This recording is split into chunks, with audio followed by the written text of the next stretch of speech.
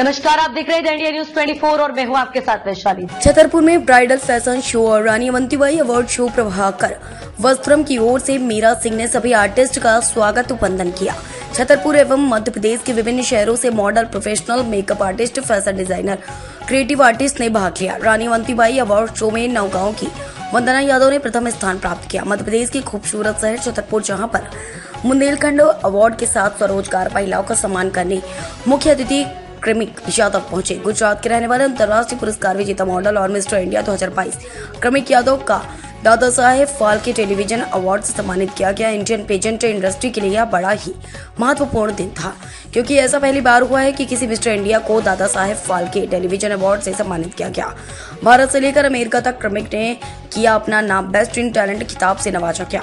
रानी Avantibai award show में भाग लेने वाले प्रतिभागियों को बुंदेलखंड अवार्ड देकर क्रमिक यादव और पूर्व नगर पालिका अध्यक्ष अर्चना सिंह कार्यक्रम की आयोजक मीरा सिंह के द्वारा मंच से सम्मानित किया गया। प्रतिभागियों के द्वारा मंच पर गीतों पर प्रस्तुतियां दी गई। क्रमिक यादव के द्वारा युवाओं और युवतियों के लिए दिया संदेश, सुने उन्हीं की जुबानी। नमस्कार, मेरा नाम है वंदना यादव और मैं छतरपुर जिले के एक छोटे से गांव से हूं और आज मैं धन्यवाद करना चाहूंगी मोदी जी का, जिन्होंने प्रभाकर वस्त्रम के द्वारा उनको इतना अच्छा मंच दिया। और मैं थैंक यू कहना चाहूंगी क्रमिक सर को जो आए यहाँ पे, और थैंक यू कहना चाहूंगी अर्चना जी को जो यहाँ पे आए। प्लीज मैं थैंक यू कहना चाहूंगी अर्चना भाभी को, जिन्होंने हमारी शो पर आके इस शो की शोभा ही बढ़ा दी। Thank you so much ma'am, thank you so much ma'am आपका।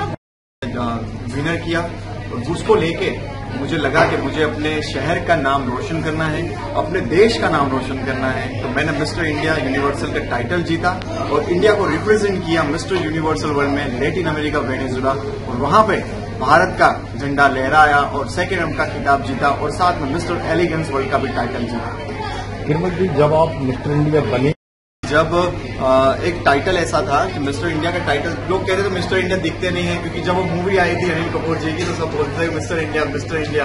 सो क्या होता है कि मुझे इंडिया का प्रतिनिधित्व करना था बाहर के देशों में, कि अपने देश का नाम रोशन करना है, एक अपना राष्ट्रीय ध्वज दूसरे देश में जाके लहराना है। तो बहुत ही अच्छा लगा। पहले तो मैं नर्वस हो गया और वहां पे मेरी आंखें भर आई और इमोशन हो गए, क्योंकि इतना बड़ा टाइटल जीतना और वही टाइटल को लेके अपने देश का नाम रोशन करना बहुत बड़े सौभाग्य की बात है। और बाहर के देशों में फर्क यही है कि यहाँ एक कल्चर है और बाहर के देशों में कल्चर नहीं है। यहाँ पे अपने कल्चर दिखाए जाते हैं, अपने विभिन्न प्रकार के पोशाक होते हैं, और जो बाहर के देशों में जब आप जाओगे तो वहां पे सिर्फ वेस्टर्न कपड़ों में हुआ जाता है। जो कहते हैं ना कि इंडिया एक कल्चरल देश है, तो इसलिए कहा जाता है कि इंडिया सबसे बेस्ट है और सबसे आगे है। बच्चियों के लिए मैं हर बार मैं इतना शो कर चुका हूँ और यहाँ आने का बहुत ही अच्छा लगा। और बच्चियों को मैं कहना चाहता हूँ कि मेहनत करिए और अपने कुछ भी ऐसा काम ना कीजिए कि अपने फैमिली को आपको बुरा लगे, और आगे मेहनत करिए, मेहनत के साथ आगे बढ़िए और अपनी फैमिली और छतरपुर और देश का नाम रोशन करिए। अवंतीबाई अवार्ड रखा गया है, क्या कहना चाहते हैं?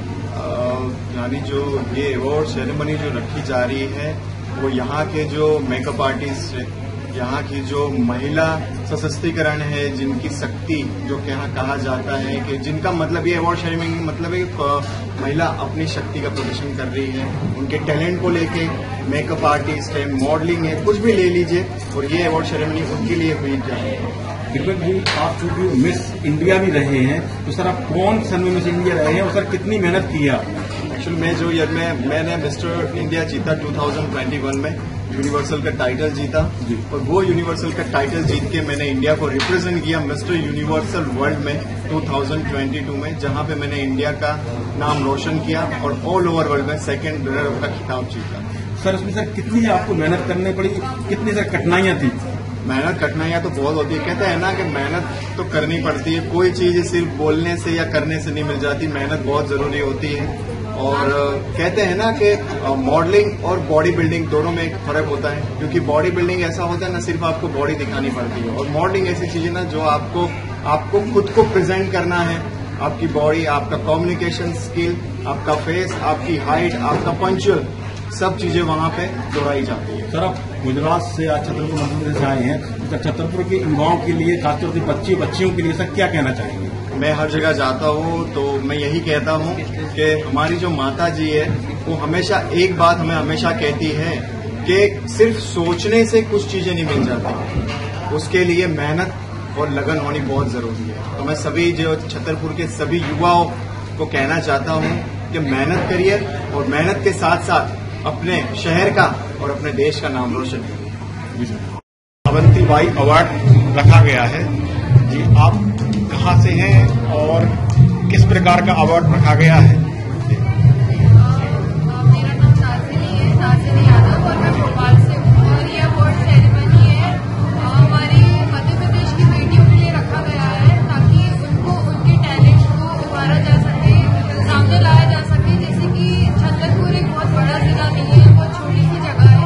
यहाँ की जो बेटियां हैं वो इन सब चीजों में ज्यादा जाती नहीं है, लेकिन उनमें टैलेंट है, तो उनके टैलेंट को उभारने के लिए ऐसे समारोह रखने चाहिए और मोना मैम रखती है, तो ये बहुत अच्छी बात है और इसी वजह से रखा जा सकता है। ऐसे प्रोग्राम से बेटियों को क्या लाभ मिलता है? इससे सबसे पहले तो उनको ये होता है कि अब वो अपने टैलेंट को शो कर सकती है, आगे बढ़ सकती है और अपने साथ और भी बेटियों को जागरूक कर सकती है। छतरपुर में रानी अवंतीबाई अवार्ड रखा गया है, तो इस अवार्ड के बारे में क्या कहना चाहेंगे? जैसा कि आपको पता है कि रानी अवंतीबाई जी का नाम जब आता है तो आज से हजारों साल पहले वो हुआ करती थी और उनके किस प्रकार की कर्म रहे होंगे, किस प्रकार के काम होंगे जो आज की पीढ़ी भी उनको याद कर रही है। तो इसी नाम से जब हमने ये अवार्ड यहाँ सेरेमनी हो रही है तो निश्चित है कि महिलाओं के लिए है और इस क्षेत्र में हमारी भोपाल की मोना जी हैं, मोना सिंह जी हैं, वो विशेष काम कर रही हैं। जो हमारी बच्चियां हैं, जो हमारी महिलाएं हैं और दूर दराज क्षेत्रों में मध्य प्रदेश ही नहीं बल्कि पूरे भारत में घूम घूम के वो ऐसी प्रतिभाओं को निखार और मैं उनका इसलिए उनको आज इस मंच के माध्यम से धन्यवाद देना चाहती हूँ क्योंकि जब आज हमारी पीढ़ी जो है वो पाश्चात्य की तरफ भाग रही है तो ऐसे में मोना सिंह जी हमारे भारतीय संस्कृति को बढ़ावा देने के लिए, भारतीय जो परिधान है उन सबको बढ़ावा देने के लिए जो ये ऐसे ऐसे प्रोग्राम कर रही हैं जगह जगह जाके, तो ये कहीं ना कहीं अच्छी चीज है। और छतरपुर की बच्चियों के लिए क्या कहना चाहिए? छतरपुर की बच्चियों को मैंने हमेशा प्रमोट किया है, हमेशा उनको आगे किया है और निश्चित है ये बात आप भी जानते हैं कि हमारे छतरपुर में चाहे महिलाएं हों, चाहे बच्चियां हों, चाहे युवा हो, उनमें एक अलग टाइप का पोटेंशियल है। जरूरत है हमको उसको मंच देने की, उसको निखारने की, क्योंकि यहाँ की बच्ची अगर आप माही सोनी को ले लें, आप यहाँ पे जितनी भी हमारी बेटियां हैं आज छोटे से हमारे बच्चे भी हैं वो यही स्कूलिंग करके और फिर जब बाहर जाते हैं तो लोग कहते हैं कि आप कौन सी एकेडमी से आए हैं, तो ये हमारे लिए बड़े गर्व की बात होती है। मैंने कहा ये महाराजा छत्रसाल की भूमि है, महाराजा छत्रसाल का आशीर्वाद है कि हमारी जो बच्चियां हैं, हमारी महिलाएं हैं, एक अलग खूबी है उनमें और हम सभी उनको मंच प्रदान करते हैं कि हमारी बेटियों के लिए, हमारी महिलाओं के लिए, चाहे वो जो भी काम करती हो, अचार बनाना, बड़ी बनाना, पापड़ बनाना, सिलाई है, कढ़ाई है, बुनाई है और किसी सौंदर्य की चीजें हैं, इन सब में हमारी बेटियों ने महारत हासिल की है। तो और ऐसी बेटियों को आज यहाँ हमने सम्मानित किया हमारे प्रभाकर वस्त्रम ने, तो मैं इस संस्था को अपनी ओर से ढेर सारी शुभकामनाएं और बधाई देना चाहती हूँ। मोना जी, आज आपके द्वारा छतरपुर में रानी अवंतीबाई अवार्ड रखा गया है, तो क्या कहना चाहेंगे आप अवार्ड के बारे में? नमस्कार, मैं मोना सिंह प्रभाकर वस्त्रम भोपाल मध्य प्रदेश से। हमारे देश की वीरांगनाओं को तो कौन याद नहीं करता, लेकिन जब बात मध्य प्रदेश की आती है तो क्यों ना हम मध्य प्रदेश की वीरांगनाओं को याद करें, जैसे रानी अवंतीबाई, दुर्गावती, लक्ष्मीबाई। ये कहीं ना कहीं हमारे बुंदेलखंड से इनका गहरा संबंध रहा है। तो मैं चाहती इस अवार्ड को भोपाल में भी देती, लेकिन रानी अवंतीबाई अवार्ड को मैंने छतरपुर इसलिए चुना क्योंकि उन्होंने यहाँ भी शासन किया है और साथ ही में रानी अवंतीबाई अवार्ड का माध्यम ये है कि महिलाएं अपने वस्त्रों में भी सुधार करें, शस्त्रों पर भी ध्यान दें, अपने रक्षा कवच पर भी ध्यान दें और स्पेशली वस्त्र के माध्यम मेरा जो मेन उद्देश्य है, मैं पारंपरिक वस्त्र को प्राथमिकता देती हूँ, जैसे जूट, अजरक, हैंडलूम, कलमकारी, चंदेरी, ऐसी कई प्रतिभाएं बच्चों ने आज खुद के हाथ के बने हुए वस्त्रों का, छतरपुर के फैशन डिजाइनर्स। आपको एक चीज और खास बताना चाहूंगी, इस प्रोग्राम में 90% प्रतिभाएं सिर्फ और सिर्फ मध्य प्रदेश छतरपुर की ही है। छतरपुर, गोहारा, गुलगंज, जो आसपास छोटे छोटे गांव हैं, इन प्रतिभाओं के लिए मैं मंच देती हूं। लेकिन जब बात इनकी आती है तो इन तक कोई बड़ी सेलिब्रिटी नहीं पहुंच पाती और इनकी आर्थिक स्थिति इतनी नहीं होती है कि ये बड़े शहर में आए। और कई हम बुंदेलखंडी, हमारा एक ऐसा देश बचा हुआ है जहां संस्कृति, सभ्यता, कल्चर और संस्कार देखने मिलते हैं, तो क्यों ना इनको मिस्टर इंडिया से मिलाया जाए। मैंने अपना प्रस्ताव गुजरात भेजा, उन्होंने मेरे इस आमंत्रण को स्वीकार किया और इस बुंदेलखंड आए। तो मेरी इच्छा है कि हर स्वरोजगारी महिलाओं को मंच मिले और वीरांगनाओं के नाम से मिले, ताकि कौन है अवंतीबाई पढ़ लेते हैं, जान लेते हैं। क्योंकि जब हम किसी की शौर्य की कहानी सुनते हैं तो हमारे अंदर खुद वो एक जोश जागता है। तो बस ऐसा ही उद्देश्य है मेरा कि हम एक अच्छा मिलकर अच्छा मध्य प्रदेश। आगे आप इस प्रकार के अवार्ड और कहाँ रखना चाह रहे हैं? सर, कल ही मेरा दुर्गावती अवार्ड दमोह में है और जहां दमोह की प्रतिभाएं बढ़ चढ़कर हिस्सा ले रही हैं। छतरपुर से तो मुझे थोड़ा कम रिस्पांस मिला। कारण ये है कि मेरी शर्त होती है कि वस्त्र पूरे पहनकर आना होगा। वेस्टर्न को मैं सपोर्ट नहीं करती हूँ और ना करना चाहती हूँ। ऐसा नहीं है कि मैं वेस्टर्न नहीं पहनती, पर हर एक वस्त्र को कहाँ पहनना चाहिए, किस जगह पहनना चाहिए। अगर आप हमारे मध्य प्रदेश में हो तो इज्जत से होना। मध्य प्रदेश है ये, गोवा नहीं। आपको यहाँ पर अपने वस्त्रों का चयन अच्छा करना पड़ेगा।